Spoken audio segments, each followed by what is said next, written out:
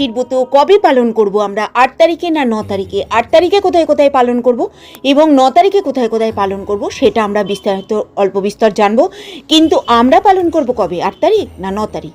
তো চলুন আমরা জানি যে এই কামোদা একাদশীর ব্রত কবে পড়েছে এবং আমরা এই মাহাত্ম্য কথা বেশ কিছু স্থানের পালনের সময়সূচি একই সঙ্গে একই ভিডিওতে আমি দিয়ে দেবো সমস্ত কিছু। এবং একাদশীর ব্রত পালন করলে কি ফল হয়, না করলে কি ফল লাভ হয় না, তো সমস্ত কিছু নিয়ে আমি এই ভিডিওটা বানাচ্ছি। চলুন আমার সঙ্গে লাস্ট অবধি থাকবেন, একটু ধৈর্য ধরে কষ্ট করে চলুন, তাহলে এই কামোদা একাদশীর সম্বন্ধে জানতে পারবেন অল্প বিস্তর।